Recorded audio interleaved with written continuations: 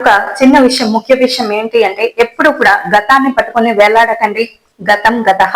మరి అప్పటి నుంచి అయినా సరే మీకు జ్ఞానంతో, తెలివితోటి, వివేకంతో మీకెవ్వరు సహకరించినా సహకరించకపోయినా భగవంతుడు అనేవాడు ఒకడు ఉన్నాడు. ఖచ్చితంగా మనకు సహకరిస్తాడు. ధర్మానికి న్యాయానికి నిలబడితే ఆయన ఎప్పుడు కూడా ధర్మం పక్షాన, న్యాయం పక్షాన ఉంటాడు. కాబట్టి అటువంటి వారికి తిరిగే ఉండదు. కారణం ఏమిటో తెలుసా? ధర్మో రక్షతి రక్షిత. ధర్మాన్ని మీరు ఆశ్రయించండి, తప్పకుండా భగవంతుడు తప్పకుండా మిమ్మల్ని ప్రశాంతంగా అలా ఎటువంటి అడ్డంకులు లేకుండా అలా ముందుకి అలా సాగిపోతూ ఉంటుంది.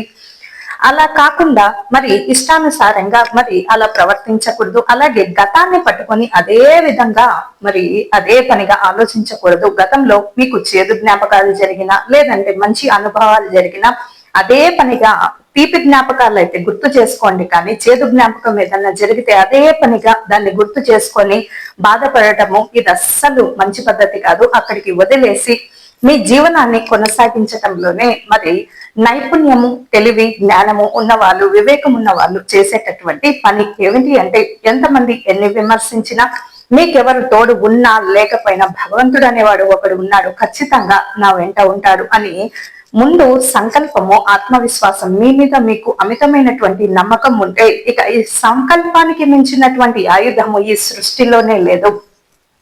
కాబట్టి మీ మీద మీకు నమ్మకం ఉండాలి. ఎవరో పక్క వాళ్ళ మీద ఉండటం కాదు, మీ మీద మీకు నమ్మకం ఉండాలి. మిమ్మల్ని మీరు నమ్ముతూ ఉంటే ఖచ్చితంగా మరి విజేతగా మారేటటువంటి అవకాశం ఎక్కువగా ఉంటుంది.